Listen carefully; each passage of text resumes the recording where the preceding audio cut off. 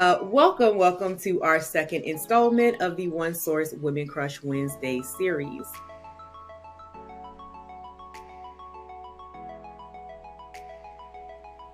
Today, I am talking to the wonderful Judy Cohall, a longtime friend and collaborator of mine. Judy is the founder of Cohall Communications Consulting, a firm that specializes in marketing, project management, and learning and development. She has a deeply impactful 35-year track record of leading community and professional development initiatives in government in Maryland and in DC. And just last month, Judy and I had the pleasure of working together yet again to help make the Wes Moore Aruna Miller inaugural ball a success. Welcome, Judy. I'm so glad to have you here. Thank you, Tiffany. I'm happy to be with you, as always. Okay, well, if you are ready, we can jump right into it. So my first question for you is, what did your path to business ownership look like? Well, I would say it was a somewhat tortured path, but I mean, because it's something I had thought about doing for a long time, but as with many people who are also parents, you want to, you have to balance that need for security as well as, your own growth and whatever support you feel you need to get started. So I had it in, it was always a running theme for me that I wanted to do it, but I didn't feel secure enough to do it. So I had, as you said, somewhat long career in government, state and local government, first with District of Columbia government, and then Montgomery County Department of Park and Planning. And I, was always looking for opportunities to start a business. As more and more information has been out there over the past, I'd say 5 to 10 years about side hustles and ways to start a business while you're still working, I said, well, now's the time to jump in. So I was happy to retire from my previous employment about 1.5 years ago. And at that point, I could really launch into business ownership. Excellent. If I remember correctly, Judy, I think that as part of your own work history, you were helping other small businesses get developed, helping other small businesses start and launch as well. Am I remembering that right? I had a part to play in that. When I was working in District of Columbia government, it was in community economic development. And so, and particularly in Southeast Washington. So we did have projects where we were helping small businesses. We were trying to create the environment that small businesses could thrive in. I worked on tax credits for businesses who would who would hire employees in Southeast. And so, I did have that kind of work experience, and then always kept my head into, reading about entrepreneurship. And I just decided to start positioning myself. So when I did leave the government, I could have the certifications that I would need that would help me get into position to take advantage of opportunities. Oh, excellent. So for others, what advice would you give to someone looking to start their own business? Yeah, I would, and I'm actually a work in progress, so I'm taking my own advice and seeking others. And Tiffany, you've been a great source of inspiration and information. And so I value our relationship. And if I could have 20 Tiffany's, I would definitely have that. In fact, that's one of the things that I find I have to do now is refresh my network. So let me start there as one of the ways to get your business going. We have a network of people that we've been interacted with over years, and if you're at my age, decades, and sometimes you haven't been in touch with them. However, I found that, it doesn't take, especially with LinkedIn now, a great tool, and just kind of, tracking where people are. Over the last few months, I've been in touch with people that I hadn't talked to in 5 or 10 years or more. And they're a great source for finding out what opportunities might be out there and also potential partners. So that's one way to refresh your network. And there's a way of there's several books out there, but one way to do it is just do a brain dump and think about all the people you know and what positions they hold, what your relationship has been with them, and then, start contacting them. And then you may find that they've been in touch with other people that you want to be in touch with. So I'd say that's one piece of advice to refresh your network. I'd say also take stock and take inventory of everything you've done in your career and the things that you really enjoyed, the things that you excelled at, and try to see what place that they hold in the marketplace. Who needs those services? Who knows that you were good at those services? And so that would be just a way to kind of have a jump start to starting your own business. Though there's so many things. One of the things that I've found is that there are so many more resources out there right now to help small businesses, particularly Black-owned businesses, women-owned businesses, veteran businesses, people who are returning citizens. There are just so many more resources out there. And if we don't take advantage of them, they may not always be there. So I would advise everyone to look at what's available in your city, your state, and the federal government, and find out what programs are out there and take full advantage. Definitely. I think those are some of the biggest ones. Yes. And I would say, piggybacking on finding your network, one thing I'm glad you mentioned this is that sometimes you pull on one thread and you can get a lot of movement from that. You might meet one person or really, reestablish that connection with one person and realize that they were a node that's connected to 3 or 4 other people that you should be in contact with as well. But you would never know until you go back and talk to that person.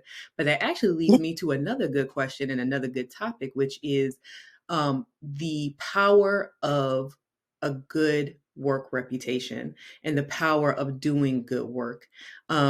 Because really, I would say along the way, I know personally from my own journey, which has not, been that long, but just you don't always know where your work is going to take you. You just do your best for each one, and you never know. You might be coming back 20 years later to say, "Hey," and that person might still have a good impression of you and be more willing to be a productive piece of your network. Yeah, I think that's very important to try to always, give the best effort that you can, go above and beyond if you can. And yeah, because your reputation, as my dad used to say, your reputation precedes you. And you always want to have someone who can vouch for you, who can say, oh, yeah, no, you definitely want to get Judy or Tiffany in on this project. So I totally agree with you on that point, Tiffany. Thank you. Okay, so I'm going to go on to our next question, which is, now that you are in the entrepreneurship world, both feet, what challenges have you faced as a business owner? And was there anything that truly surprised you? What challenges? So many. One, I would say, what a lot of people talk about, big time management. When you have a job, usually have hours and somewhere 9 to 5 or somewhere in that. And you can feel pretty secure in saying, it's 5 o'clock, I gotta go. Whatever I didn't get to, I'll get to tomorrow. In entrepreneurship, sometimes, especially in that whole working from home space, the days and the hours can just blend in together. So you got to really be mindful of when you need to take breaks, when you need to stand up and move around, when you need to take care of yourself. So one of the things that I've done in the past, it started probably around the pandemic, is some online meditation. So once a week, I have this class. It's on a Thursday morning, and it's just so helpful to be grounded. No matter what chaotic, hectic things might be happening through the week, I know Thursday morning is my reset, And I would say I would I would definitely encourage people to have that reset, whether it's meditation or prayer or a walk in the park or, playing with your pet, whatever that is. But, just take some time to step away from the computer and kind of get back to like feeling your body, feeling your feelings, and, just pacing yourself. That's one challenge, is to know when to stop. Another challenge is the whole thing that everyone talks about working on your business and working in your business. Um, and you've been very helpful to me with that, Tiffany. But knowing that you have to have some things, some foundational things in place. Whatever reports have to be done so you can keep your LLC going. Um, how you can improve in terms of getting more visibility in the marketplace, the relationship building, all those things take time. And so you have to figure out how to build that into your schedule as well. Other challenges, kind of prioritizing the work, and also figuring out how you're going to leap into a bigger pond. And try to, because you do, often you're going to start small, and that's fine, because you want to get your footing. You want to really say like, oh, I thought I was going to like this work, not so much. You want to know that before you commit to some large amount of time doing it. But at some point you want to keep your eye on what's going to help you grow.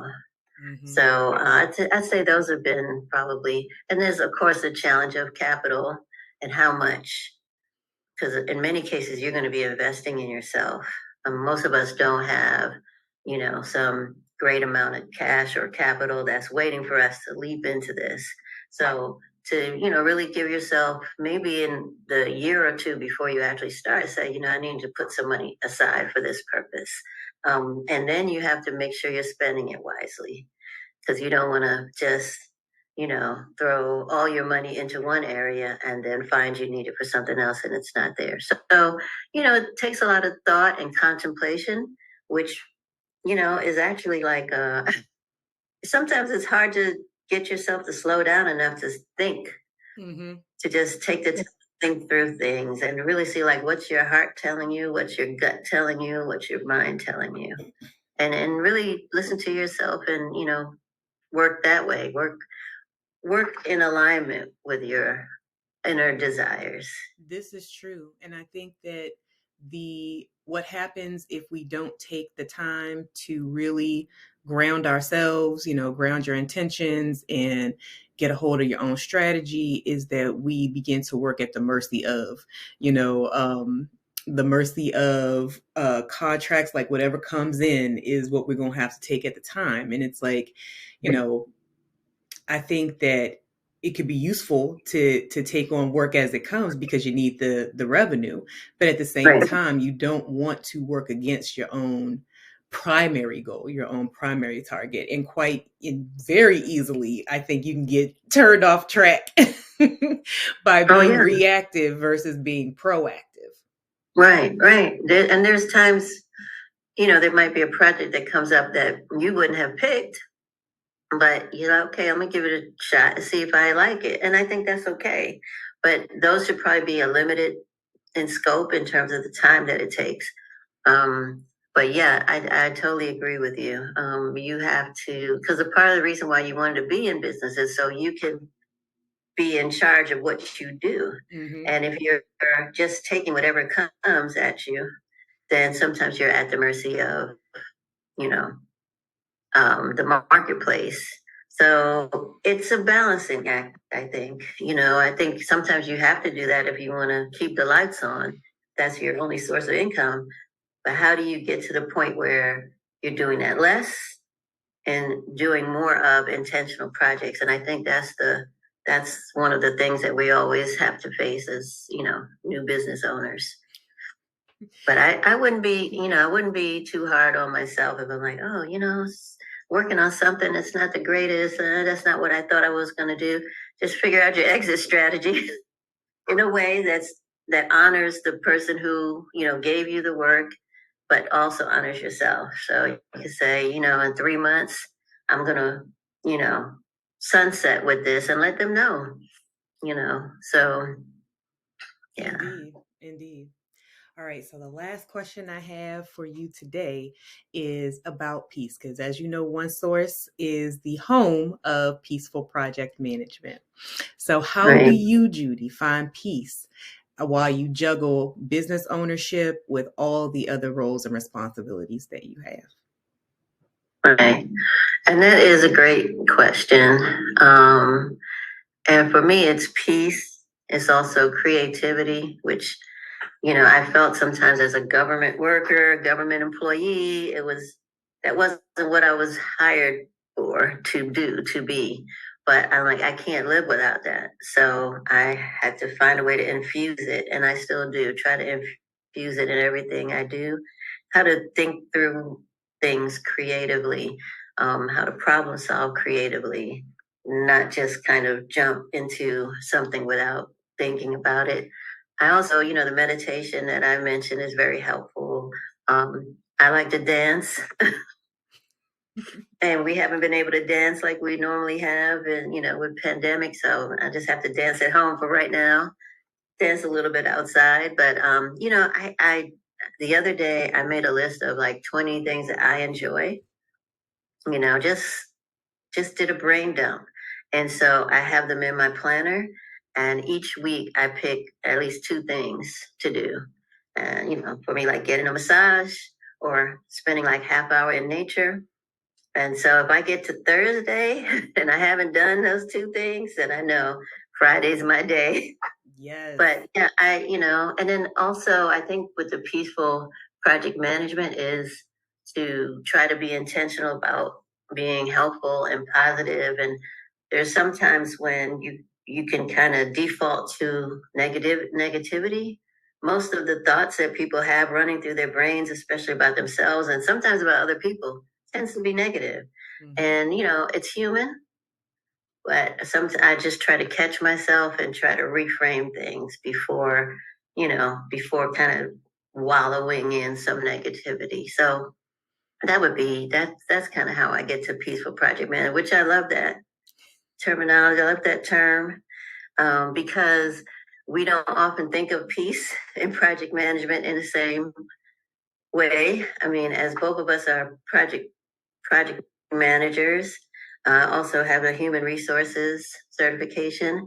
And as we know, human resources can be fraught with very difficult and challenging circumstances. Stress. But, to keep the peace is really ensuring, I think, the success in project management. Because what's the use of having a great project when at the end of it, everyone's frazzled, everyone hates each other, and, it's not sustainable.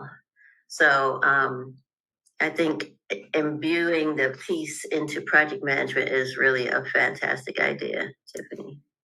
Well, thank you. I think it just came about naturally because I feel the same way. It's like sometimes you see a project it's going through, but it's like it don't have to hurt this much. Like we can get this done without all of this extra. Some of this is pain that we are borrowing. So let's find ways. And some of it probably you can't help to some degree, mm-hmm. depending on what the pressures are. But, as a manager, part of what you're managing is the people. Mm-hmm. To some degree, you're managing, or the experiences that they're having. And to just always keep in mind that, this is a human, we're all humans. Until everything gets taken over by AI, we're still the humans that are running things. So you got to find a way to do it in a way that is, where people feel good about what they're doing.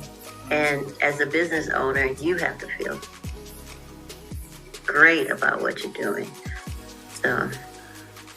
Well, I thank you so much, Judy. That is all the questions that I have for today for you. So we can wrap up our interview, but I do thank you so much for being here with us today. And you are our very second Women Crush Wednesday.